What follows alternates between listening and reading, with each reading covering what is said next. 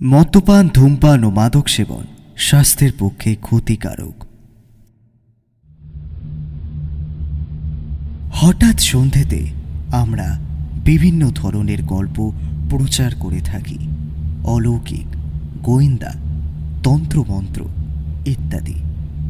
অলৌকিক গল্পের আবহে আমরা দেখেছি সেখানে তন্ত্রমন্ত্র, ঝাড়ফুঁক, কালা জাদু ইত্যাদির ব্যবহার হয়ে থাকে।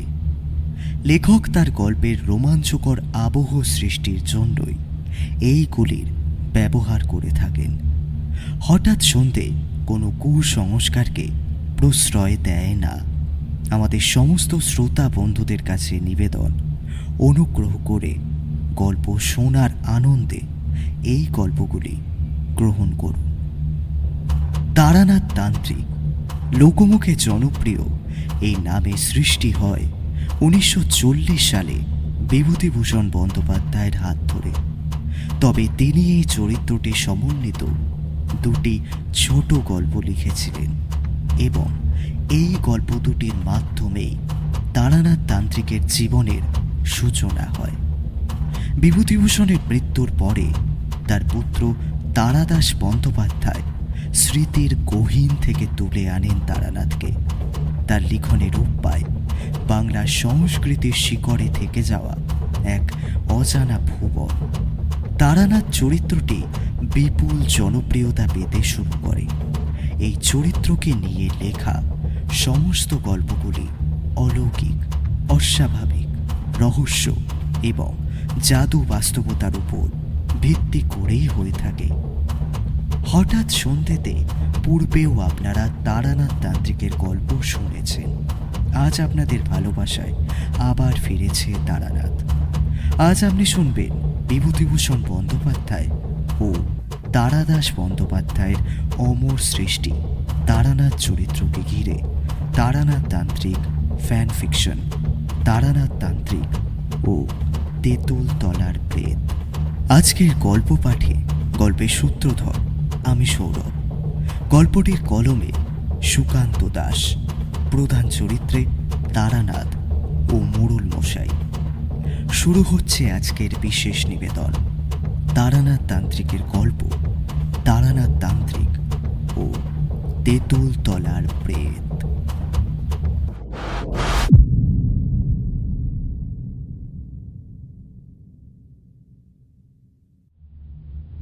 গ্রামের মধু পুরোহিত পুজো সেরে পাশের গ্রাম থেকে ফিরছিল। মাঝে মাঝে পুজো সেরে ফিরতে খানিকটা দেরি হয়ে যায়। পাশের গ্রামে এক বিত্তবান গৃহস্থ বাড়িতে বড় পুজো ছিল। সেই পুজো করে পুজোর জিনিসপত্র, চাল, আলু, কলা আর দক্ষিণার টাকা পয়সা নিয়ে মধু যখন পথে পা রেখেছিল ততক্ষণে সন্ধে নেমে এসেছে। তবে পথ তো এইটুকু, তাই এর মধ্যে সে আপত্তি করেনি। সঙ্গে করে একটা আলো দিয়ে দিয়েছিল পুজো বাড়ির লোকেরা। সেই আলো হাতে করে একটু একটু করে পথ দেখে সামনের দিকে এগিয়ে যাচ্ছিল মধু। কেমন যেন গুমট হয়ে আছে, এমনটা তো থাকে না। এদিকে বাতাস তো চলার কথা, ব্যাপারটা কি হচ্ছে কিছু বোঝা যাচ্ছে না। একটু আগে পর্যন্ত তো সুন্দর হাওয়াই দিচ্ছিল। মধু পুরোহিত কাঁধের ওপর ঝুলিয়ে রাখা ঝোলাটা একবার ভালো করে হাত দিয়ে দেখে নেয়। ঝোলার ভেতরে চাল, আলু, কলা সব কিছুই যেন বাইরে থেকে অনুভব করতে পারে সে। মুখটা খুশিতে উজ্জ্বল হয়ে ওঠে একবার। বাড়িতে গিয়ে ছেলেটাকে আর ছেলের বউটাকে টাকাগুলো দেবে। অনেকদিন পর মধু পুরোহিত একটা পুজোর বায়না পেয়েছিল। তাছাড়া সারাদিন বাড়িতে বসে এদিক ওদিক করে সময় কাটানোর জন্য। সেই নিয়ে ছেলে মাঝে মাঝে কথাও শুনিয়ে দেয়। কিন্তু কি আর করবে মধু, সে তো আর অন্যদের মতো চাষের কাজ করেনি। সে পুরোহিতগিরি করেই কাটিয়েছে। এসব ভাবতে ভাবতেই সে ফিরে আসছিল। গ্রামের লম্বা পথটা এড়িয়ে গিয়ে যেখানে রাস্তাটা বাঁদিকে ঘুরে একটা ডোবার পাশ দিয়ে গিয়েছে, সেখানে পৌঁছাতে পারলে গ্রামের শুরু। এখনো বেশ খানিকটা দূরে রয়েছে মধু। গুমোট ভাবটায় মধুর কেমন যেন অস্বস্তি হচ্ছিল। একবার লম্বা করে নিঃশ্বাস নিল সে। তারপর মাত্র 2 পা এগিয়েছে, ঠিক তখনই পেছনের দিক থেকে একটা চাপা গলায় যেন হাসির শব্দ শুনতে পেল।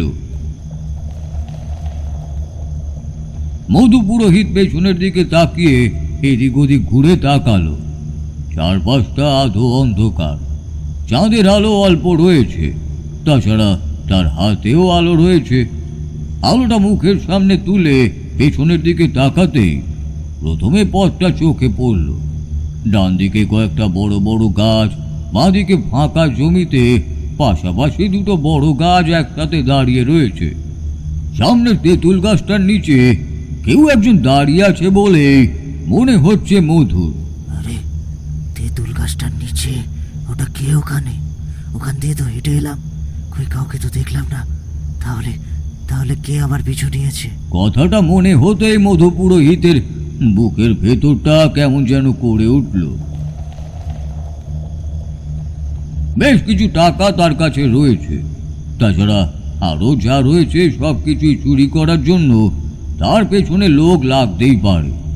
এ কথা মধু পুরোহিতের সঙ্গে সঙ্গেই মনে হলো, তাই ঝুলিটা ভালো করে আঁকড়ে ধরে বলল, দেখো বাবু, আমার ঝুলিতে কিন্তু কিচ্ছু নেই। 2টো চাল আলু এইসব রয়েছে। পুজো করে ফিরছি, তাই ওসব নেওয়ার চিন্তা থাকলে বাদ দাও। তেঁতুল গাছের তলায় দাঁড়িয়ে থাকা ছায়াটা যেন এবার নড়ে উঠল। একটা চাপা ফ্যাস ফ্যাসে গলায় মধু শুনতে পেল, তোর ওই চাল আলু কলা তুই রাখ, আমার সব চাই না। আমার চাই তোর মাথাটা, তোর মাথাটা আমি। কথাটা বলে কেউ যেন অদ্ভুত ভাবে হেসে উঠল। গলাটা শুনে কিন্তু মধু পুরোহিতের বুকের ভেতর ঠান্ডা হয়ে গেছে। ওই গলা যেন কোনো মানুষের হতেই পারে না। সে কথা আলাদা করে আর তাকে বলে দিতে হয় না। ওই গলা কোনো প্রেত ছাড়া অন্য কিছুর হতেই পারে না।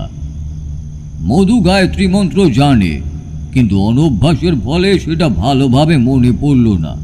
তাছাড়া মধু ভীতু মানুষ, ভয়ের চোটে তার সমস্ত কিছু কেমন যেন গুলিয়ে গেছে। গায়ে থাকা উত্তরীটা 2 আঙুলে জড়িয়ে নিয়ে 2-একটা মন্ত্র উচ্চারণ করলেই ভয়টা কেটে যায়। কিন্তু তার কিছুই মনে পড়ল না। আমতা আমতা করতে করতে বলল, দেখো, তুমি যেই হও না কেন, আমাকে ছেড়ে দাও। আমাকে ছেড়ে দাও বলছি। আমি তো কোনো ক্ষতি করিনি বাবু। আমাকে ছেড়ে দাও, ছেড়ে দাও। এই পথে আমি আর আসবনি। মধু পুরোহিতের গলাটা ধরে এসেছিল। কাঁপা কাঁপা গলায় কথাগুলো বলে সে পিছনের দিকে ঘুরল। সঙ্গে সঙ্গে আবার সেই হাসির শব্দ। এবার সেই কালো ছায়া মূর্তিটাকে মধু পথের একপাশে তার সামনেই দেখতে পেল। ছিটকে গেল 2 পা পিছনে সঙ্গে সঙ্গেই। তারপর ঝুলির ভেতর থেকে চাল আলু কলা খুচরো পয়সা সবকিছু পথের মাঝখানে ছড়িয়ে দিল। মধু বুঝতে পেরেছিল প্রাণ বাঁচলে চাল আলু কলা এই সমস্ত পরে অনেকই হবে। তাই সে পেছনের দিকে ঘুরে ছুটতে শুরু করলো। কিন্তু ভয়ের চোটে ছুটতে ছুটতে সে গ্রাম থেকে দূরের দিকেই যাচ্ছিল। এমন অবস্থার মধ্যে সে পড়েছিল, যেদিকেই যাবে সেদিকেই গ্রাম। বেশ খানিকটা দূরে, আর পেছনে সেই হাসির শব্দটা তাকে যেন তাড়া করেই আসছিল। ক্রমে ক্রমে মধুর হাঁপ ধরতে লাগলো, মুখের ভেতর নিঃশ্বাস কমে আসতে লাগলো। আর ঠিক তখনই একটা ঠান্ডা কিছুতে ধাক্কা খেয়ে মাটির উপর পড়ে যাওয়ার সঙ্গে সঙ্গে সে চাঁদের আলোয় দেখতে পেল একটা অদ্ভুত মূর্তি তার সামনে এসে দাঁড়িয়েছে। কালো কুচকুচে তার শরীর, শুধু মুখের মধ্যে সাদা দাঁতগুলো ছাড়া আর কিছুই ভালোভাবে দেখা যায় না। সাদা 2টো ঘোলাটে চোখ তার দিকে তাকিয়ে বলছে, অনেক হয়েছে, অনেক হয়েছে, আর নয়। এবার এবার তোর মাথাটা আমি চাই। কথাটা শুনে কেমন যেন চমকে উঠল মধু পুরোহিত। কিন্তু তবুও কিছুই করতে পারল না। লিকলিকে বরফের মতো অথচ শক্ত হাত তার গলাটা এসে চেপে ধরল।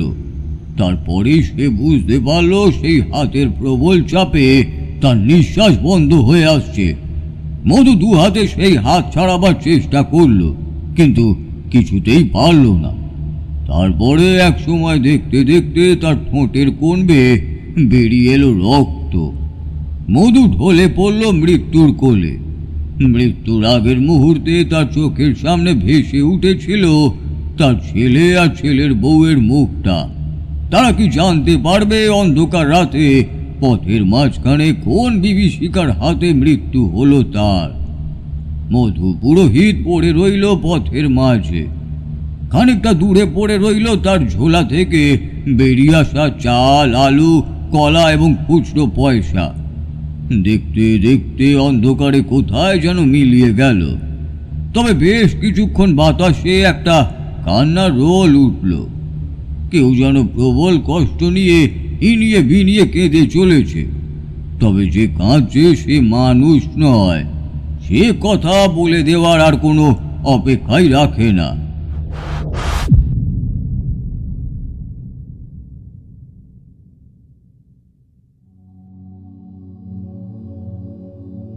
তোমাদের সব কথা বলতে ইচ্ছে করে না।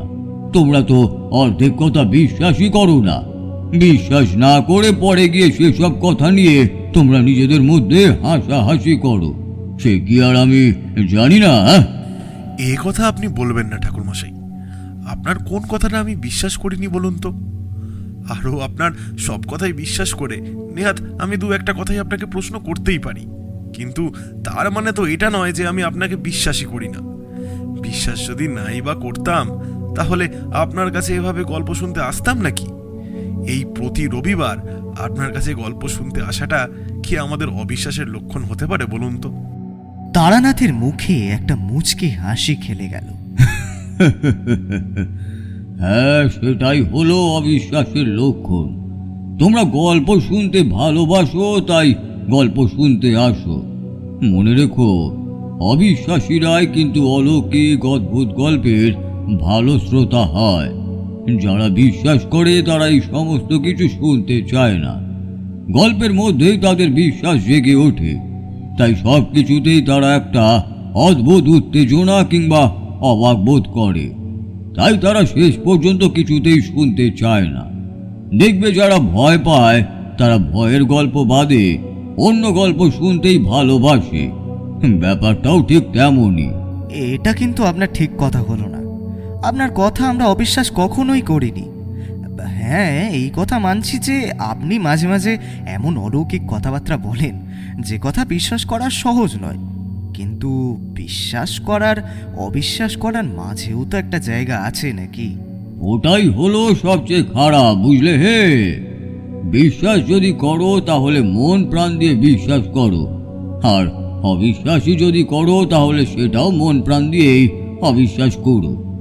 কিন্তু এখন মাঝামাঝি লোকটাই বেশি, আর তাতেই সমস্যা।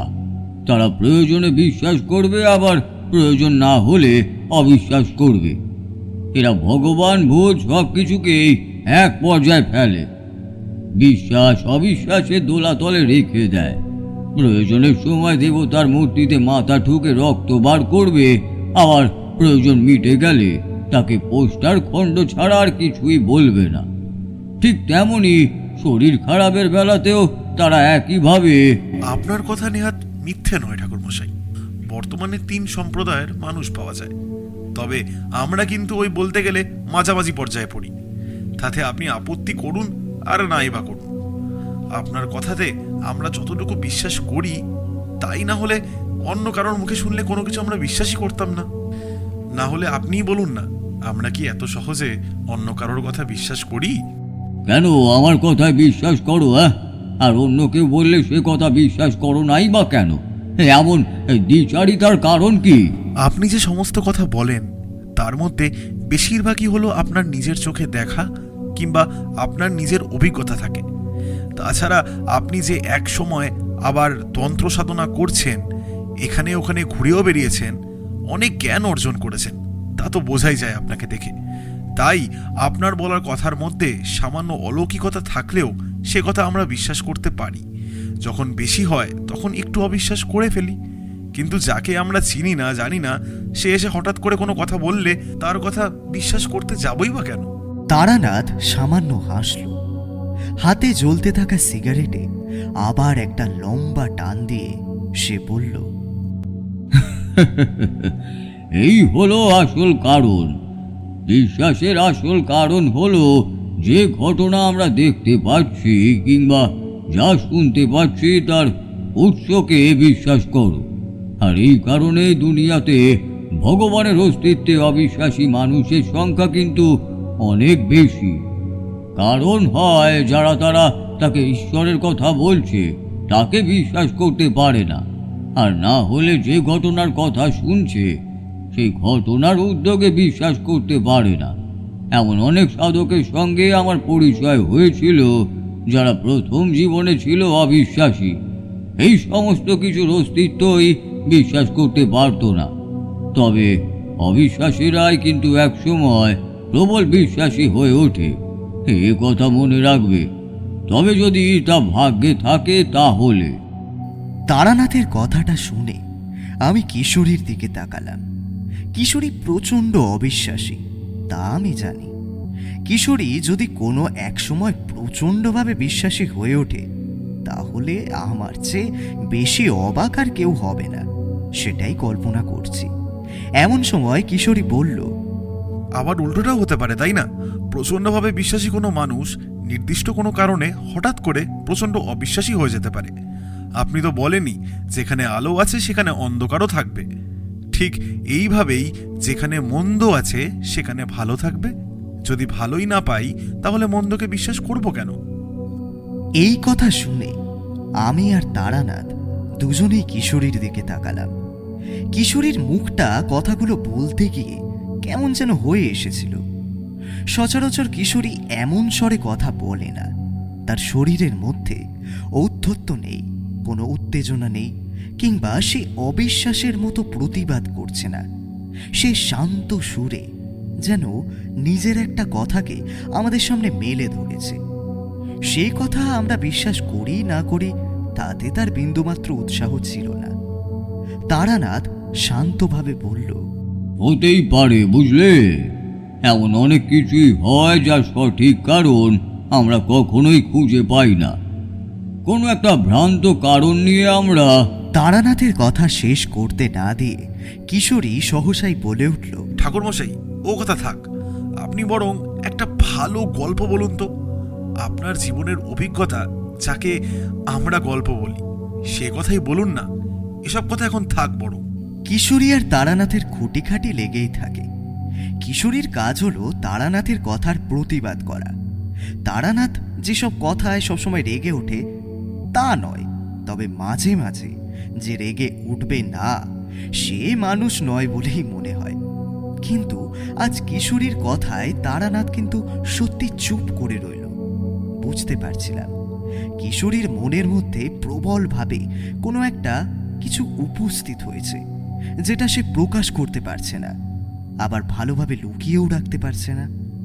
তারানাথ সেই সমস্যার সমাধান করে দিয়ে বলল, বেশ, তাহলে তোমাদের এমনই এক অবিশ্বাসের গল্প আজ বলবো, যে সমস্ত কিছুতেই অবিশ্বাস করত, কিন্তু শেষে সে প্রচণ্ডভাবে সবকিছু বিশ্বাস করতে বাধ্য হয়েছিল। তবে তার পেছনে এমন একটা কারণ ছিল যে কারণ সুখকর নয়। সে কথাই তোমাদের বললে হয়তো তোমাদের কিছুটা আন্দাজ হবে আসলে আমি কি বলতে চাইছি। তোমরা একটু বসো। আমরা বসতেই তারানাথ ঘরে ঢুকল। তারপর একটা বাটিতে করে তেলে ভাজা আর এক বাটিতে মিষ্টি নিয়ে আমাদের সামনে এসে হাজির। আজ প্রবল বৃষ্টি হচ্ছিল, তাই আমরা ট্রামে করে এসেছি। এসে আর দাঁড়াবার সুযোগ পাইনি, ছাতা নিয়ে তাড়াতাড়ি চলে এসেছি। তবে তেলে ভাজার দোকানটা বসেছে কি বসেনি তা খেয়াল করে দেখিনি। মিষ্টির দোকান খোলা ছিল, কিন্তু সত্যি বলতে মাসের শেষ। তারপর এই মাসে আমার কিংবা কিশোরীর কারোর অবস্থা খুব একটা ভালো নয়। কিশোরী বলে উঠল, নিশ্চয়ই খদ্দের ছুটেছিল আজ। খদ্দের ছুটেছে কি আর আপনি সঙ্গে সঙ্গে? না ঠাকুরমশাই, এ কিন্তু আপনার কাজ ভালো নয়। আমরা সে আপনার জন্য মাঝে মধ্যে কিছু একটা নিয়ে আসি, সে একটা আলাদা কথা। আপনি এত খরচা করলেন। চুপ করো, আর একটাও কথা নয়। তোমরা আমার জন্য যখন খরচা করো তখন কি আমি এত কথা বলি হে? আর কোনো খদ্দের নয়, আমার এক বন্ধু এসেছিল, তাকে দিয়েই আনিয়েছিলাম, তবে পয়সা কিন্তু আমি দিয়েছি। এই সপ্তাহে খদ্দের ভালোই জুটেছে, আর সকাল থেকে বৃষ্টি, তাই খদ্দের জোটেনি। বন্ধু কলকাতার কাছেই এসেছিল, তাই আমার সঙ্গে দেখা করে গেছে, তাকে দিয়েই এই কাজ করিয়েছি। আপনার গ্রামে আপনার বেশ বন্ধু ছিল, তাই না? আমার এই কথায় তারানাথ সম্মতিসূচক ঘাড় নাড়ল। তারপরে আমাদেরকে মিষ্টির দিকে তাকিয়ে ইশারায় সেগুলো খেয়ে নিতে বলল। আমরা আর দেরি করলাম না, তেলে ভাজা মিষ্টি সমস্ত কিছু খেয়ে, জল খেয়ে, হাত ধুয়ে বসলাম তারানাথের গল্প শুনতে। তারানাথ বলল, সেবার এক সাধু সঙ্গের গিয়েছিলাম বীরভূমের কাছের এক গ্রামে। সেই গ্রামে এক শ্মশানের কাছে বড় এক সাধু সঙ্গ হয়েছিল। সে শ্মশানের কথা তোমাদেরকে আর কি বলবো। শ্মশানের এক প্রান্তে দাঁড়ালে অপর প্রান্ত ভালোভাবে দিনের বেলাতেও চোখে দেখা যায় না।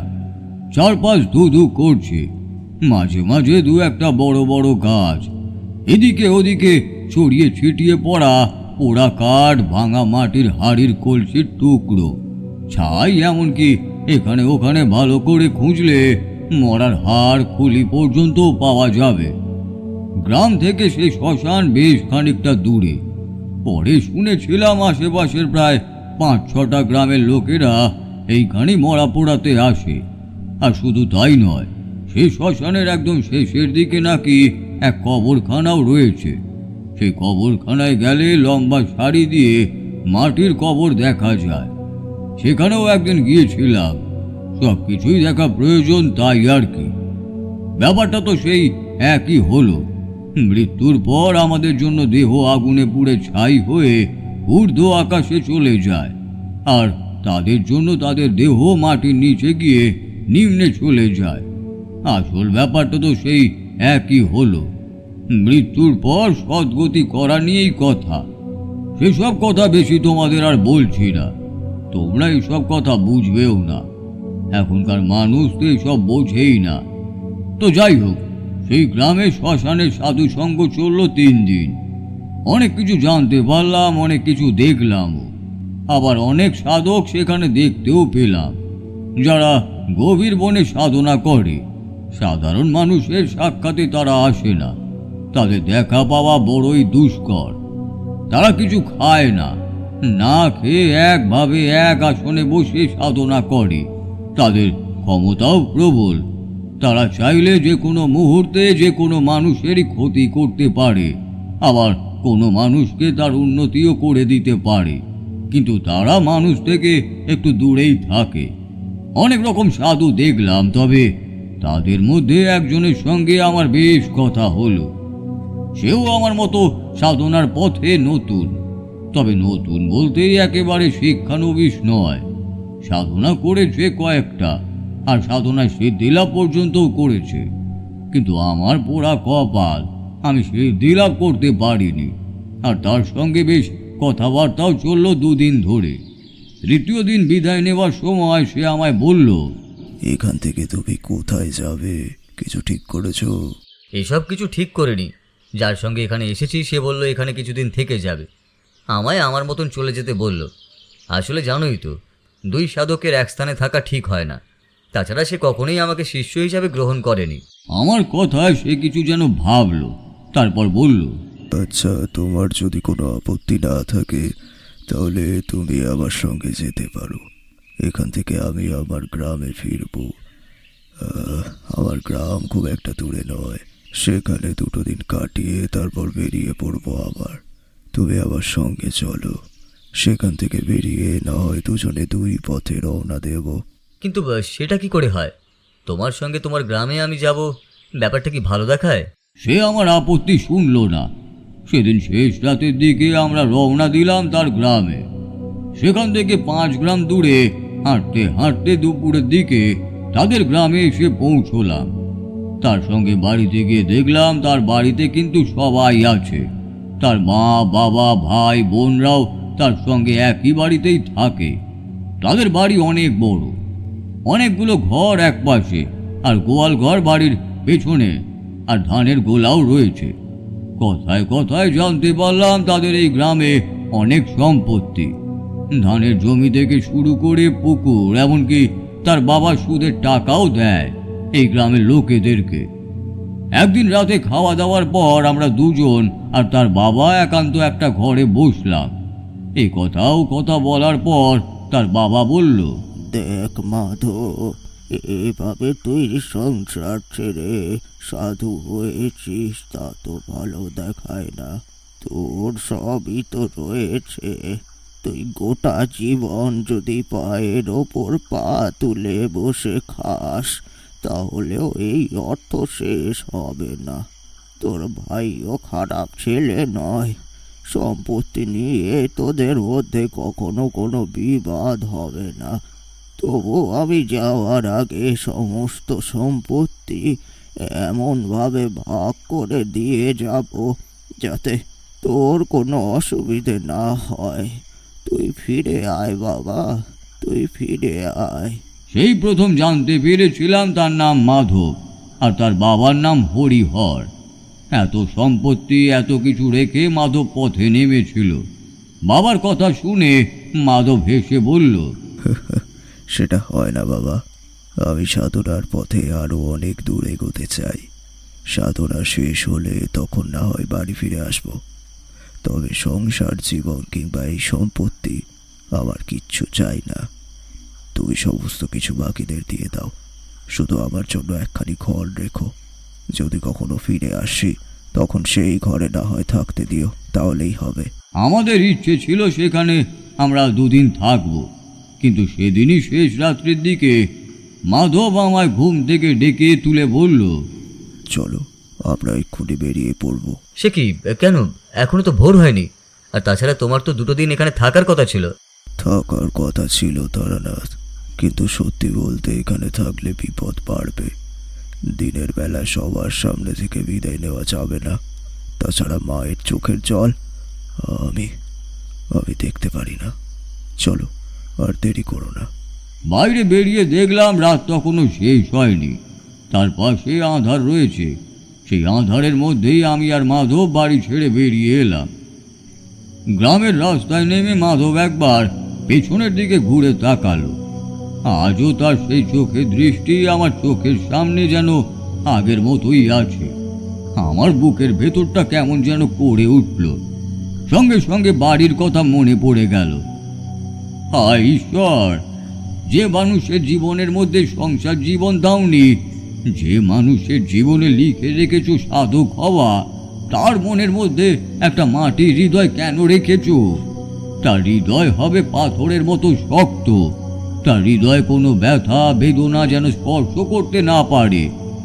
মাধব কিছুক্ষণ তাকিয়ে রইল বাড়ির দিকে, তারপর সামনের দিকে ঘুরে বলল, চলো তারানাথ, বড় রাস্তার সামনে গিয়ে দুদিকে বেঁকেছি। এক পথে তুমি যাবে, এক পথে আমি। চলো, আর দেরি করো না। কথাটা বলে তারানাথ চুপ করল।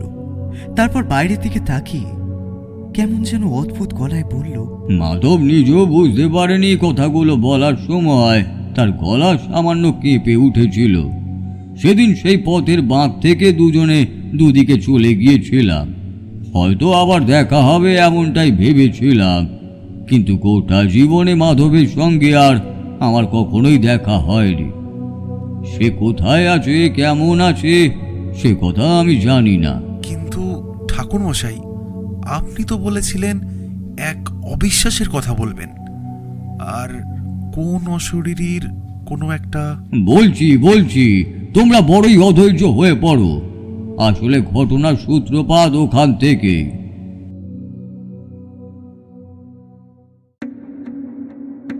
সেদিন যদি আমি মাধবের সঙ্গে রাস্তাটা না বদলে নিতাম, তাহলে হয়তো সেই ঘটনার সম্মুখীন আমায় হতে হতো না।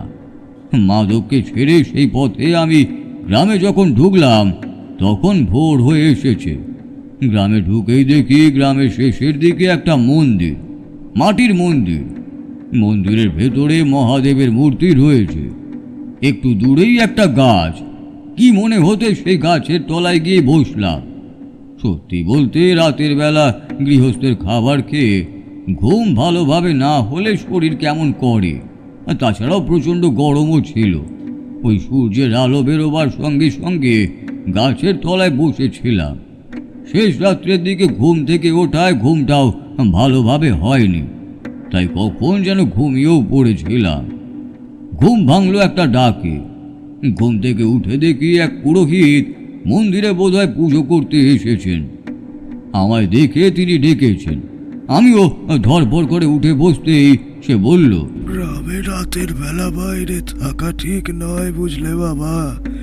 তুমি কে আমি জানি না, তবে এই গ্রামে রাতের বেলা বাইরে থেকো না। কেন পুরোহিত মশাই, এখানে কি হয়েছে?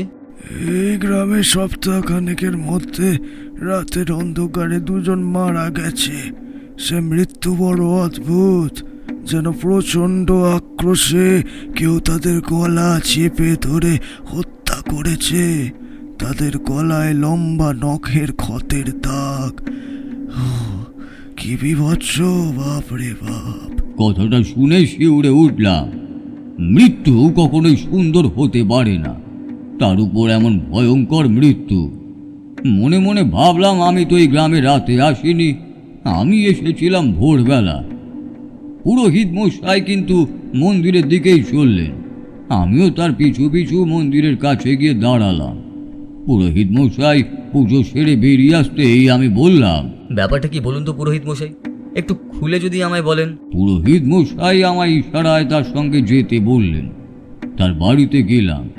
সত্যি বলতে তার বাড়িতে তার গিন্নি কিন্তু আমায় বেশ খাতির করলো। আমার পরনে সাধকের পোশাক। তাদের বাড়িতে সকালে সামান্য কিছু খাওয়া দাওয়া করে পুরোহিত মশাই আর আমি দাওয়ার কাছে এসে বসলাম। পুরোহিত মশাই বললেন, কি থেকে যে কি হয়ে গেল কিছুই তো বুঝতে পারছি না বাবা। আগে সবই ভালো ছিল, কিন্তু সপ্তাহখানেক ধরে গ্রামের বাইরের দিকের ওই পথটা যেন আর ভালো নেই। পরপর দুজন ওই পথে গিয়ে মরল। আমাদের গ্রামেরই এক পুরোহিত মধু আর আমাদের গ্রামের এক চাষি হাটবাড়ি গিয়েছিল হাটে। ফিরতে ফিরতে রাত হয়ে গিয়েছিল। দুজনেই একইভাবে ওই পথের ওপর মরে পড়ে আছে। তাদের সঙ্গে আনা জিনিসপত্র সব কিছু রাস্তায় ছড়িয়ে। কেউ যেন অনেকটা পথ তাদের তাড়া করে তারপর হত্যা করেছে। ওই পথ ছাড়া আর অন্য কোথাও কোনো বিপদ হয়নি? না, গ্রামের মধ্যে তো কেউ কিছু দেখেনি বাবা। রাতের বেলাও এই গরমের সময় মাঝে মাঝে গ্রামের লোক বেরোচ্ছে। তাছাড়া শেষ রাতের দিকে চাষিরা মাঝে মাঝেই মাঠে যায়, তারা কিন্তু কোনো কিছুই দেখেনি। শুধু ওই পথেই যা হওয়ার হয়েছে। মনে মনে বুঝতে পারলাম ওই পথে এমন কিছু একটা হয়েছে যার জন্য এইসব হচ্ছে।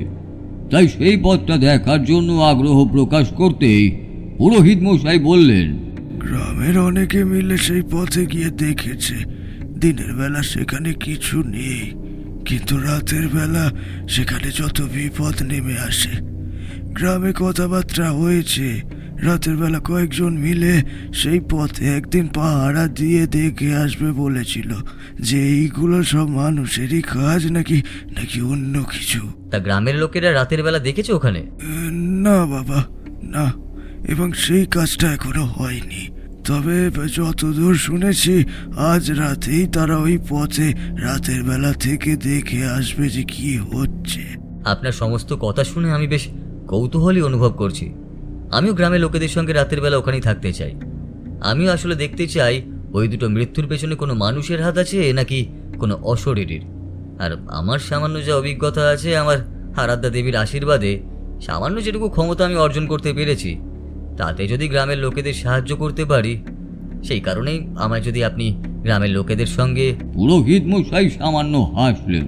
তারপর আমার কাঁধে একটা হাত রেখে বললেন, তোমায় দেখেই কেন জানি না বাবা মনের মধ্যে একটু শান্তি পেয়েছিলাম। তোমায় তোমায় এই কারণেই আমি আমার সঙ্গে নিয়ে এসেছি। যদি তুমি চাও গ্রামের লোকেদের সঙ্গে রাতের বেলা থাকতে পারো। দেখো যদি কিছু করা যায়। বুঝতেই পারছো আমার তো বয়স হয়েছে, এই সময় আমার পক্ষে এইসবে জড়িয়ে পড়া সম্ভব নয়। তাছাড়া বাড়িতে আমি বুঝতে পারলাম পুরোহিত মশাই কি বলতে চাইছেন, তাই কথা না বাড়িয়ে পুরোহিত মশাইয়ের সঙ্গে একটু পরেই গ্রামের মোড়লের বাড়িতে গেলাম। কথাবার্তা বলে বুঝতে পারলাম 5 জন থাকবে। মোড়লের ছেলে, গ্রামের 2 জন সাহসী লোক আর একজন চাষি আর একজন যুবক। তাদের সঙ্গে থাকবে মোড়ল মশাইও। আমিও তাদের সঙ্গে যোগ দিলাম। যথারীতি সেদিন সন্ধ্যের দিকে গ্রামের শেষের দিকে সেই পথের কাছে এসে পড়েছি। ওদের সঙ্গে আলো, লাঠি, সোটা সমস্ত কিছুই রয়েছে। বেরোবার আগে পুরোহিত মশাইয়ের বাড়ি থেকে রাতের খাবার খেয়েই এসেছি। কতক্ষণ থাকতে হবে তা তো ঠিক নেই। আমরা 6 জন ছিলাম আর 2টো দলে ভাগ হয়ে গেলাম। এক দলে আমি, মোড়ল মশাই আর একজন বেশ জোয়ান সন্ডা মার্কা গ্রামের লোক, আর এক দলে মোড়ল মশাইয়ের ছেলে, সে গৃহস্থ চাষি আর তার সঙ্গে আরও একজন লোক। আমাদের কাজ হলো 2 দল গ্রামে সেই পথে লম্বালম্বিভাবে হেঁটে বেড়াবে। গোটা রাত ধরে আমরা সেভাবেই হাঁটব, দেখব কোনো কিছু দেখা যায় নাকি। বলাই বাহুল্য, এখানে এসে কিন্তু আমি প্রথমে সুযোগ বুঝে দেহবন্ধন করে নিয়েছিলাম। অনেকবার দেখেছি উচ্চ মাপের অনেক তান্ত্রিক ভুলের বশে দেহবন্ধন না করে কেমন বিপদে পড়ে। তারপর তাদের সঙ্গে যোগ দিলাম। বেশ অনেক রাত পর্যন্ত কিছুই হলো না। একদল লোক ও পাশে গেল, আবার একদল লোক এই পাশেও ফিরে এলো। ঘন্টা 2 এভাবে চলার পরে আমরা 2 দল দুপাশে বিশ্রাম নিলাম। তারপর আবার হাঁটতে শুরু করলাম। পথে হাঁটতে হাঁটতে মোড়ল মশাই বলল, সাধু বাবা, কিছু বুঝতে পারছেন? কিছু মনে হচ্ছে? একটা ব্যাপার কিন্তু আমার সত্যি মনে হচ্ছিল। এই গোটা পথে হেঁটে যেতে বড়জোর মিনিট 20 লাগবে। পুরো পথটা 20 মিনিট হেঁটে গিয়ে আবার ডান দিকে বাঁক নিয়েছে। সেই বাঁকে পাশের গ্রাম যাওয়া যায়, আর এই দিকে বাঁ দিকে বাঁক নিলে যে গ্রামে আমি গিয়েছি সেই গ্রামে ঢোকে। যা হয়েছে এই 20 মিনিট পথের মধ্যেই হয়েছে। এই পথে একদিকে গ্রামের পেছনের দিকে সেখানে বড় বড় লম্বা গাছপালা, পাতা ঘাসের জঙ্গল সবকিছুতে ঢেকে রয়েছে। অন্য পাশে কিন্তু ফাঁকা জমি।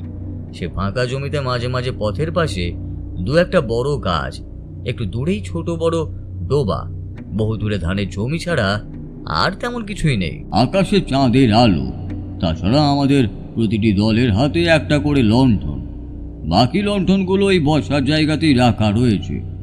হাঁটার সময় পাশাপাশি 2টো গাছ দেখেছিলাম।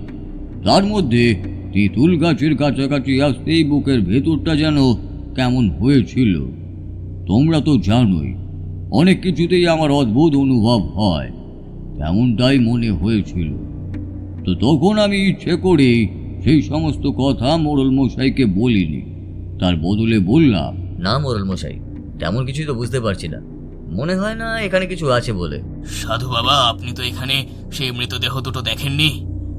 দেখলে বুঝতে পারতেন মধু পুরোহিতের 2টো চোখ যেন ভয়ে বাইরে বেরিয়ে এসেছিল। তার ঝুলির চাল, আলু সমস্ত কিছু এদিক ওদিক ছড়িয়েছিল রীতিমতো। এখনো তো বেশি রাত হয়নি, আর একটু সময় যাক, তারপরে দেখি কোনো কিছু বোঝা যায় নাকি। বুঝতে পারছি না সাধু বাবা, যদি কোনো বিপদ ঘটে সেটাই তো ভাবছি। চিন্তা করবেন না, সেসব কিছু হবে বলে তো আমার মনে হয় না। আর অন্তত এখনো। তারানাথ থামতেই কিশোরী বলে উঠল, কিন্তু ঠাকুরমশাই, আপনি মিথ্যে কথা বললেন কেন? আপনি তো বুঝতে পেরেছিলেন এই গাছের কাছে নিশ্চয়ই কেউ একটা আছে। তাহলে আমি যদি তখনই ওদের সে কথা বলে দিতাম তাহলে সবাই ভয় পেয়ে যেত, তাতে বিপদ হতো। আর তাছাড়া ওখানে যে আসলে কিছু আছে তা তো পুরোপুরিভাবে তখন আমি জানতে পারিনি। তার জন্য কিছুটা সময় প্রয়োজন ছিল, তাই তাদের আমি আর কিছুই বলিনি। একদল পথের অন্য পাশের গ্রামের কাছে ছিল। আমরা 3 জন এখানে ছিলাম। মোড়ল মশাইকে আর সেই লোকটাকে সেখানে বসতে বলে আমি নিজের মতো হাঁটতে হাঁটতে বেশ খানিকটা সামনের দিকে এগিয়ে এলাম। একটা ব্যাপার কেমন যেন মনে হচ্ছিল। এর আগেও এই 1 সপ্তাহের মধ্যে একটা দল হাট থেকে একসাথে ফিরেছিল। তারা তো কিছুই দেখেনি, কিছু বুঝতেও পারেনি। অর্থাৎ একা না হলে সেই অশরীরী আক্রমণ করে না। তাই ইচ্ছে করেই আমি একা একা হাঁটতে হাঁটতে সেই তেঁতুল গাছটা থেকে কিছুটা দূরে এসে দাঁড়িয়েছি। ঠিক তখনই দেখতে পেলাম তেঁতুল গাছের তলায় ছায়ামূর্তি দাঁড়িয়ে রয়েছে একটা। আমার মনের মধ্যে জমা হওয়া সমস্ত প্রশ্নের কিছু যেন এক মুহূর্তে আমি সব উত্তর পেয়ে গিয়েছিলাম। মনে মনে একবার মধুসুন্দরী দেবীর নাম জপ করে সামনের দিকে এগিয়ে গেলাম। আর দুপা সামনের দিকে এগিয়ে যেতেই তেঁতুল গাছ থেকে কে যেন বলে উঠল, তোর তো সাহস কম নয়, তুই একা একা এখানে এসেছিস। তুই জানিস না এখানে আমি থাকি? এখানে একা একা আসা মানে নিজের মৃত্যু ডেকে আনা। আমার কাছে তুই নিজে থেকে মৃত্যুবরণ করতে এসেছিস। সেই কণ্ঠ শুনে আর তার হাসির শব্দ শুনে আমার জায়গায় অন্য কেউ থাকলে সে অতি সহজে কিন্তু ভয় পেয়ে যেত। এবার বুঝতে পেরেছিলাম কেন দুটো মৃতদেহ অমনভাবে পাওয়া গিয়েছিল। তার কথা শুনে এবং তার ভয়ে হয়তো ওরা পালাবার চেষ্টা করেছিল, আর তাতেই পথের মাঝখানে তাদের হত্যা করেছিল। মনের ভেতর সমস্ত সাহস জমিয়ে রেখেছিলাম আমার ক্ষতি এত সহজে করতে পারবে না এই সামান্য প্রেত। তাই বললাম, কে তুমি? আর এই গ্রামের অসহায় মানুষগুলোকে এভাবে হত্যাই বা করছো কেন? কি প্রয়োজন তোমার? তুমি তো আগে এখানে ছিলে না।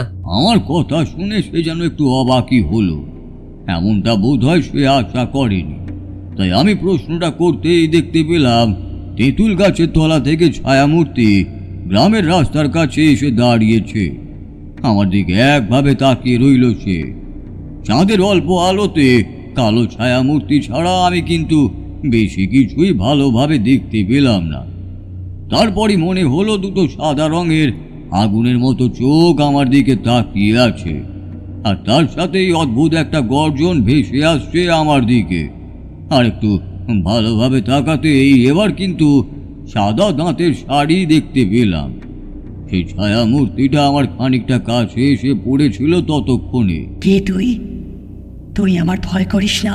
আমার কোনো ক্ষতি তুমি করতে পারবে না, তাই তোমায় ভয় পাওয়ার আমার কোনো প্রয়োজনই নেই। কিন্তু তুমি কেন এখানে এসেছো আর গ্রামের মানুষদের কেন এইভাবে হত্যা করছো সে কথাই আমি জানতে চাই। তোমার জন্য তারা রাতের বেলা ঘরের বাইরে, বিশেষ করে এই পথে আর আসতে পারে না। আমি কাউকে ছাড়বো না। এই পথে রাতের বেলা একা যাকে পাবো তাকেই আমি হত্যা করব। কিন্তু কেন কেন তুমি এরকম করছো? সে কথা আমি তোকে বলবো না। চলে যা, যা এখান থেকে। তোর কোনো ক্ষতি আমি করতে চাই না। আমি মনে মনে সামান্য হাসলাম। আমার ক্ষতি করতে সে চায় না সে কথা নয়, আসলে আমার ক্ষতি করতে সে পারবে না সে কথা নিজের মুখে স্বীকার করতে চায় না বলেই এমন কথা সে বলল। তারপর আবার দেখতে পেলাম সেটা তেঁতুল গাছের তলায় চলে গেছে। মনে মনে পরের কাজটা স্থির করেই নিয়েছিলাম। আবার মোড়ল মশাইয়ের কাছে ফিরে গেলাম। আমায় ফিরতে দেখে সে বলল, কি ব্যাপার সাধু বাবা, আর আপনি কোথায় গিয়েছিলেন? আমি তো ভাবলাম আপনি চলে গেছেন। আমরা স্থান থেকে উঠেও যেতে পারছি না। আপনার যদি কোনো বিপদ হয়ে যায় সে চিন্তাও রয়েছে। চিন্তা করবেন না, গোটা ব্যাপারের কিছুটা আমি বুঝতে পেরেছি। ভয়ের কোনো চিন্তা নেই। আমরা একসঙ্গে থাকলে সে আমাদের কোনো ক্ষতি করতে পারবে না। তবে ওই পথের মাঝামাঝি যে তেঁতুল গাছটা রয়েছে সেই তেঁতুল গাছের কাছেই সে এখনো রয়েছে। আমার কথায় তারা দুজনেই বেশ চিন্তিত হয়ে পড়ল। আমরা হ্যারিকেন আর লাঠি নিয়ে হাঁটতে হাঁটতে সামনের দিকে যেতেই তেঁতুল গাছের কাছাকাছি বাকি তিনজনের সঙ্গেও দেখা হয়ে গেল। মোড়ল মশাই সমস্ত কথা তাদের খুলে বলতেই তাদের মধ্যে থেকে একজন বলল, আর সে আসলে মোড়লের ছেলে। কিন্তু সাধু বাবা, ও যদি ওখানে থাকে তাহলে তাকে ওখান থেকে তাড়ানো যাবে না? মানে এইভাবে এই পথে তো রাতের বেলা আসাটা আমাদের পক্ষে বিপদের হয়ে যাচ্ছে। গ্রামের হাট ছেড়ে কিংবা অন্য কাজে মাঝে মাঝে রাতের বেলা অনেকেই একা ফেরে ওখান থেকে। এটাই চিন্তার বিষয়, বুঝলে? আমি তাকে এখান থেকে এখনের জন্য তাড়িয়ে দিতে পারি, কিন্তু আমি চলে গেলে যদি সে আবার ফিরে আসে? তাড়িয়ে দিয়ে কোনো লাভ হবে না সাধু বাবা। আসল কারণটা খুঁজে বার করতেই হবে। হঠাৎ করে সে এখানে এসে পড়লো কেন সেটা জানা দরকার। মোড়ল মশাই বেশ ভালোভাবে চিন্তা করেছিল। তার কথায় আমিও সম্মত হলাম, কিন্তু সে রাতে আর কিছুই করা যাবে না। অনেক কিছুই আমায় জোগাড় করতে হবে। এইসব কথা তাদের বলতেই তারা বাড়ি ফিরে যাওয়ার জন্য রাজি হলো। বেশ খানিকটা পথ আমরা হেঁটে চলে এসেছি, এমন সময় পেছন থেকে আবার সেই হাসি শুনতে পেলাম। ভয়ঙ্কর গলায় সে বলে উঠল, চলে গেলি, আমায় ভয় পেয়ে চলে গেলি। আমায় এখান থেকে তাড়াতে এসেছিলি তাই না? তোদের কাউকে ছাড়বো না, সবকটাকে এক এক করে মরবো, সঠিক সময় হলেই মরবো। তার ভয়ঙ্কর গলার কথা শুনে সকলেই পিছনের দিকে ঘুরে তাকালো। আর তখনই দেখা গেল গ্রামের পথের উপরে এসে দাঁড়িয়েছে সেই ভয়ঙ্কর মূর্তি। চাঁদের আলোয় তার মাথার চুল উঠছে, তার মুখের সাদা দাঁতগুলো এত দূর থেকেও যেন ঝকঝক করে উঠছে।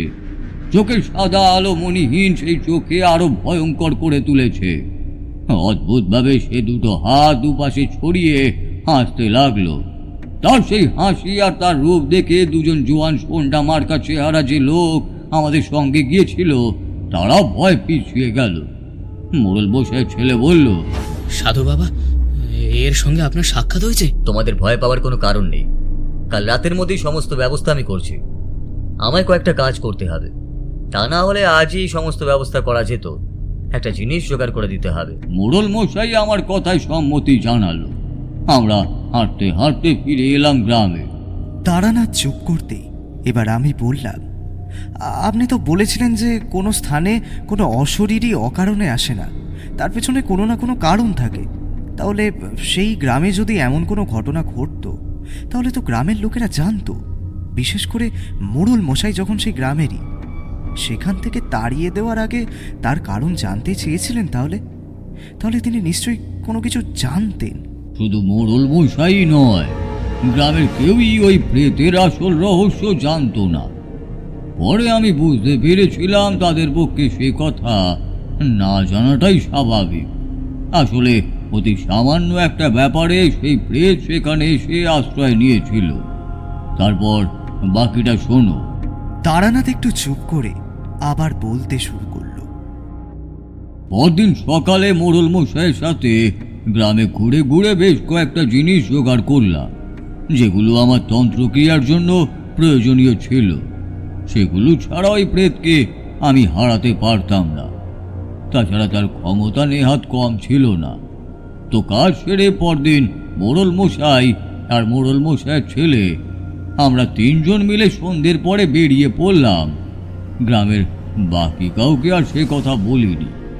হাঁটতে হাঁটতে আমরা গ্রামের পেছনের দিকে সেই পথের কাছে গেছি। অমনি একটা চিৎকার শুনতে পেলাম। কেউ যেন মরণ আর্তনাদ করছে। চিৎকার শুনে মোড়ল মশাই ভয়ে ভয়ে বলল, কারোর একটা চিৎকার ভেসে আসছে না সাধু বাবা? মনে হচ্ছে ওই দিক থেকে কারোর একটা চিৎকার ভেসে আসছে।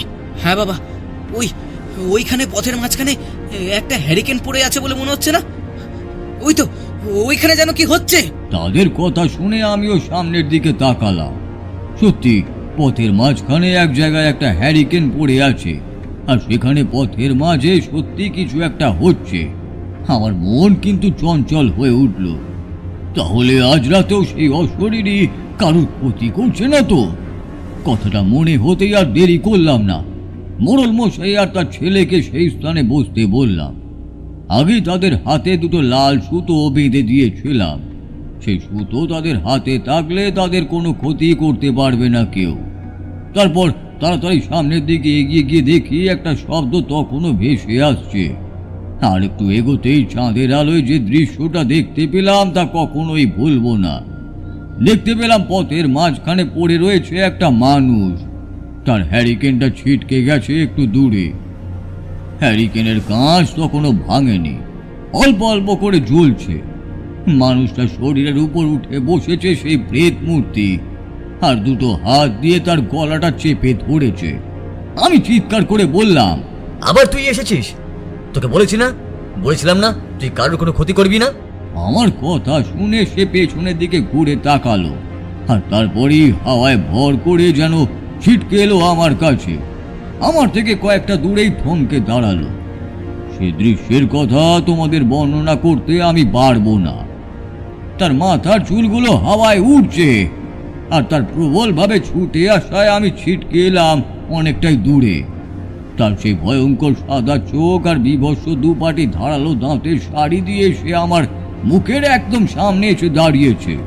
আর সেখানে দাঁড়িয়েই সে বলল, আমি তোর কোনো ক্ষতি করতে চাই না, তাহলে তুই বারবার আমার কাছে কেন আসিস? আমিও তোমার কোনো ক্ষতি করতে চাই না, তবে আমি এই গ্রামকে মুক্ত করতে চাই, আর চাই তোমাকে এখান থেকে মুক্ত করতে। সে ছিটকে গেল পেছনের দিকে। সেই লোকটা তখনও মাটির উপরেই শুয়ে রয়েছে। আমায় এখান থেকে তুই মুক্ত করতে পারবি না, পারবি না তুই। পারবো, হয় আজ রাতে তোমাকে মুক্ত করার ব্যবস্থা আমি করব, না হলে ওই গাছের সাথে আজ রাতে তোমায় বেঁধে রেখে যাব, যাতে কখনোই এই গ্রামের কোনো মানুষের ক্ষতি তুমি করতে না পারো। এত বড় ক্ষমতা তোর? তাহলে দেখি তোর ক্ষমতা। সেই লোকটা মাটির উপরে কোনো রকমে উঠে বসেছিল। আমি এগিয়ে গিয়ে তার হাত ধরে তুলে আনলাম। তার গলার কাছ থেকে রক্ত বেরোচ্ছিল। ধারালো নখ তার গলার এক পাশে যেন গেঁথে গিয়েছে। তাকে নিয়ে গিয়ে মোড়ল মশাই ছেলের হাতে তুলে দিলাম। তারপরে প্রয়োজনীয় জিনিসপত্র নিয়ে তাদেরকে সঙ্গে করে আবার ফিরে এলাম সেই তেঁতুল গাছের তলায়। এক পাশে তাদের বসতে বললাম। সেই লোকটার হাতেও মন্ত্রপুত সুতো বেঁধে দিলাম। তারপর তেঁতুল গাছের তলায় বসে শুরু করলাম আমার প্রক্রিয়া। মধুসুন্দরী দেবী, মাতু পাগলি আর সেই সাধুর আশীর্বাদে বেশ কিছু ক্ষমতা আমিও পেয়েছিলাম। সেই ক্ষমতাই কাজে লাগানোর চেষ্টা করলাম। বিশেষ কিছু গুপ্ত প্রক্রিয়া, গুপ্ত দ্রব্য এবং তন্ত্রের মাধ্যমে সেই স্থানে এক বাঁধন সৃষ্টি করলাম। তারপরেই সেই বাঁধনের মধ্যে আবদ্ধ করলাম সেই তেঁতুল গাছ। আর তারপরেই গাছের উপর সেই শব্দ শুরু হলো, যেন কেউ প্রবলভাবে গাছের এ প্রান্ত থেকে ও প্রান্ত পর্যন্ত ছিটকে যাচ্ছে। সামনে চলতে থাকা আগুনের মধ্যে গুঁড়ো মতো একটা জিনিস দিতেই আগুন দাউ দাউ করে উঠল। আর সঙ্গে সঙ্গেই অপর প্রান্ত থেকে সেই ভয়ঙ্কর কণ্ঠে চিৎকার করে বলে উঠল, থাম বলছি, থাম, নইলে তোদের সবার ক্ষতি করবো, সবাইকে মারবো আমি, কাউকে এখান থেকে ফিরে যেতে দেবো না। কথার সঙ্গে সঙ্গেই দেখতে পেলাম সেই মূর্তি গাছের ডাল বেয়ে আস্তে আস্তে নেমে আসছে সে নিচের দিকে। তার সেই বিভৎস রূপ দেখে অর্ধমৃত লোকটি ভয় জ্ঞান হারালো। মোড়ল আর তার ছেলেকে তাকে দেখতে বলে গাছের দিকে সেই দ্রব্য ছুড়ে দিয়ে বললাম, দেখি তোর ক্ষমতা, তুই বাঁধন থেকে বেরিয়ে এসে আমার ক্ষতি করে দেখা দেখিনি। এ কিন্তু অনেক চেষ্টা করলো, কিন্তু সেই বাঁধন থেকে সে বাইরে বেরোতে পারলো না। এক সময় যেন হেরে গিয়েই সে বলল, ছেড়ে দে আমায়, আমি তোর ক্ষমতা বুঝতে পেরেছি, আমায় এখান থেকে উদ্ধার কর, আমার এখান থেকে উদ্ধার কর। উদ্ধার করার জন্য যে তোমার কাহিনী আমার জানতে হবে, তাছাড়া তুমি এখানে কি করেই বা এলে, এই সমস্ত কথাও তো আমায় বলতে হবে নাকি? সেই মুহূর্তে তখন আমায় তার সমস্ত কথাই বলতে শুরু করলো। সে কথা মোড়ল মশাই, তার ছেলে, এমনকি আবার জ্ঞান ফিরে পাওয়া সেই অর্ধমৃত লোকটিও শুনতে পেয়েছিল। সে কথা তোমাদের আমি আমার মতো করেই বলছি। তার নাম ছিল চন্দনা। সে এখান থেকে প্রায় 5 গ্রাম দূরে থাকে। কি একটা কাজে সে পাশের গ্রামে এসেছিল। সেখানে এসে ঝড় বৃষ্টির কবলে পড়ে সে। তার বাবা, মা আর তার ভাই গরুর গাড়িতে করে ফিরে যায়। ফিরে যাওয়ার সময় তাদের গরুর গাড়িতে পড়ে ডাকাত। ডাকাত মানে যেমন ডাকাতের কথা ভাবছো তেমন ডাকাত নয়। গ্রামের অনেক গরিব লোকেরা মাঝে মাঝে গাড়ি ঘোড়া লুট করে সামান্য কিছু টাকা পয়সা জোগাড় করত। তেমনই একদল ডাকাতের পাল্লায় ওরা পড়েছিল। রাতের বেলা গরুর গাড়িতে করে ওরা পথ চলছিল। চন্দনা ঘুমিয়ে পড়েছিল। সে ছিল গাড়ির শেষের দিকে।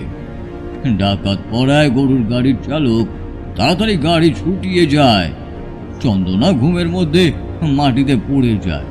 তার গায়ে বেশ কিছু দামি গহনা ছিল। সেই গহনার লোভে ডাকাতের দল তাকে তাড়া করে। ছুটতে ছুটতে সে ওই তেঁতুল গাছের তলায় এসে পড়ে। তার গহনা ডাকাতেরা খুলে নিতে চাইলে সে কিন্তু দেয় না। তারপরের অবস্থাটা বুঝতেই পারছো। ডাকাতেরা জোর করে তাকে হত্যা করে এবং তারপর তার শরীর থেকে গহনা খুলে নেয়। কিন্তু মৃতদেহ যদি বাইরে থাকে তাহলে তো তারা ধরা পড়ে যাবে। তাই মৃতদেহটাকে ওই তেঁতুল গাছের তলাতেই ওরা লুকিয়ে ফেলে। বেশ কয়েকদিন ওই তেঁতুল গাছের তলাতেই তার মৃতদেহ ছিল। প্রথমে কিন্তু তেমন কিছুই হয়নি। তারপর শিয়ালের দল মৃতদের গন্ধ পেয়ে সেখানে আসে। আর তেঁতুল গাছের তলা থেকে বেশ খানিকটা দূরে একটা বড় ডোবাও রয়েছে। শিয়ালের দল মৃতদেহ খুবলিয়ে খেয়েছে, বাকিটুকুই ওই মজা ডোবারের পাড়ে নিয়ে গিয়ে ওই ডোবায় ফেলেছে। খানাকন্দ আর পাকের মধ্যে মৃতদেহ কোথায় যে হারিয়ে গেছে তা কেউই জানে না, কিন্তু তারপর থেকেই সে এখানেই রয়েছে। সে যাকেই একাকী দেখে তাকেই হত্যা করে, একের বেশি কেউ থাকলে তাকে হত্যা করে না। তার পেছনে একটা কারণ রয়েছে। ডাকাতের দল একজনই এসেছিল, তার পিছু পিছু বাকিরা গরুর গাড়ি তাড়া করে গিয়েছিল। ওই একজনের জন্যই সে ধরা পড়েছিল, না হলে সে হয়তো ধরা পড়তো না। আর সেই কারণেই বোধহয় সে রাতের অন্ধকারে একাকী থাকা মানুষকে ওভাবে পথের মাঝখানে তাড়া করে হত্যা করে। তারপর আর কি, তাকে ওই গাছের সাথেই প্রথমে বেঁধে ফেললাম। তারপর তাকে দিয়ে প্রতিজ্ঞা করিয়ে নিলাম তার মুক্তির ব্যবস্থা করলেই সেখান থেকে চলে যাবে, আর কাউকেই সে হত্যা করবে না। তারপর শেষ রাতের দিকে সেই তেঁতুল গাছের তলা থেকে মোড়ল, তার ছেলে এবং পাশের গ্রামে সেই অর্ধমৃত লোকটিকে নিয়ে ফিরে এলাম। অর্ধমৃত লোকটির পাশের গ্রামে সেই সমস্ত কিছুই জানতো না। রাতের বেলা সে ওখানে এসে বিপদে পড়ে গিয়েছিল। গ্রামের কবিরাজ্যের সেবায় আর কয়েকদিন মোড়লের বাড়িতে থেকে সে সুস্থ হয়ে গিয়েছিল, তবে তার ঘাড়ের ক্ষত বেশ কয়েক মাস থাকবে বলেই আমার মনে হয়েছিল। গ্রামের লোকদেরকে নিয়ে ডোবার পাড়ে গিয়ে আমরা দেখেছিলাম কোথাও কোনো মৃতদেহ দেখতে পাওয়া যায় কিনা, কিন্তু পরদিন সকালে সেই ডোবার পাড়ে কাদামাখা একটা অর্ধভুক্ত মৃতদেহ পড়েছিল। সেই মৃতদেহই কোনোভাবে শুদ্ধ করে তারপর পুড়িয়ে দেওয়া হয়েছিল। সে মৃতদেহ পোড়াতে অনেক কাঠ আর তেল খরচ হয়েছিল। তারপর তার খোঁজ খবর করা হয়, কিন্তু কিছুতেই কিছু জানা যায় না। পরে তার নামে একটা শান্তি সস্ত্রায়ন করা হয়। আমি এরপরেও আরও কয়েকদিন সেই গ্রামেই ছিলাম। গ্রামের পুরোহিতের বাড়িতে কয়েকদিন থেকে ওই মন্দির এবং গ্রামের আশেপাশে ঘোরাঘুরি করেছিলাম। ইচ্ছে ছিল সেখানকার শ্মশানে কিছুদিন সাধনা করব, কিন্তু সেখানে শ্মশান নির্জন জায়গা নয়, বেশিরভাগ সময় সেখানে লোক থাকে, তাই সেখান থেকে ফিরে এসেছিলাম।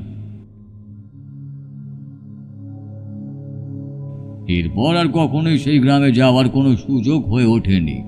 তবে আমি নিশ্চিত যে সেই গ্রামে ওই প্রেত আর কখনোই উপদ্রব করবে না, কারণ সেই প্রেত যে মুক্তি পেয়েছিল তা আমি বুঝতেই পেরেছিলাম। আচ্ছা, আপনি বুঝলেন কি করে যে সেই প্রেত মূর্তি মুক্তি পেয়েছিল? ওখান থেকে চলে আসার মাত্র কয়েকদিন পরে এক নির্জন স্থানে গাছের তলায় রাতের বেলায় আশ্রয় নিয়েছি। ঘুমিয়ে রয়েছি, হঠাৎ করেই মনে হলো আমার পাশে যেন কে এসে বসেছে। তাড়াতাড়ি চোখ খুলে পাশে তাকাতেই দেখতে পেলাম অন্ধকারে একটা ছায়া মূর্তি। তবে সেই ছায়া মূর্তি যেন আমার বড্ড চেনা। কিছু একটা বলতে যাব তার আগে সেই ছায়া মূর্তি বলে উঠল, আপনার জন্যই আমি মুক্তি পেয়েছি, আমি আর আসবো না, আর না। এই কথা বলে সে যে আস্তে আস্তে হাওয়ায় মিলিয়ে গেল। তারপরে আর কখনোই তাকে আমি দেখতে পাইনি। তবে প্রথমবার তাকে যেভাবে দেখেছিলাম এবার কিন্তু তাকে সেভাবে দেখিনি। একটা বছর 15 কি 16 মেয়ে, অতি সাধারণ চেহারা, টানা টানা দুটো চোখ, মুখে সামান্য হাসি, পরনে গ্রাম্য কায়দায় পরা শাড়ি, মাথার চুলগুলো খোলা। সেখানে সে এক দৃষ্টে তাকিয়েছিল আমারই দিকে। তারপর দেখতে দেখতে কখন যে হাওয়ায় মিলিয়ে গেছে সে নিজেও জানে না।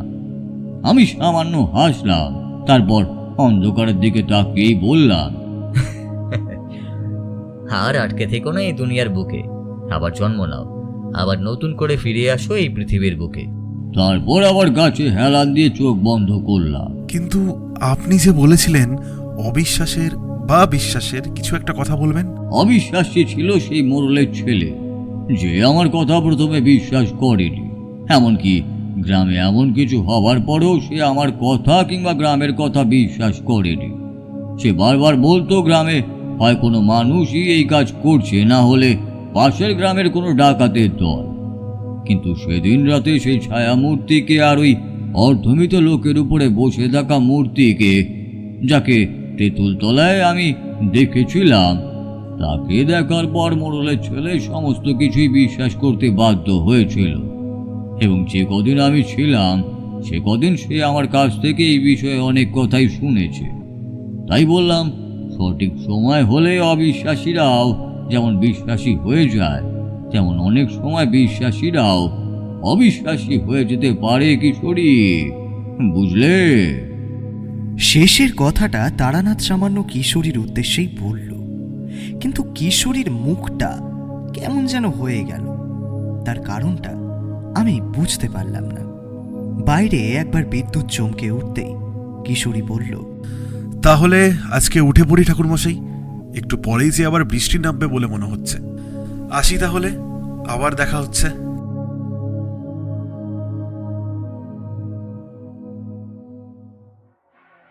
হঠাৎ সন্ধ্যেতে আজ আপনি শুনছিলেন তারানাথ তান্ত্রিকের ফ্যান ফিকশন তারানাথ তান্ত্রিক ও তেঁতুল তলার প্রেত। তারানাথের চরিত্রে বুবাই, আত্মার চরিত্রে বন্নিশা, কিশোরীর চরিত্রে রৌনিক, মোড়ল ও মোড়লের ছেলের চরিত্রে সৌমিক।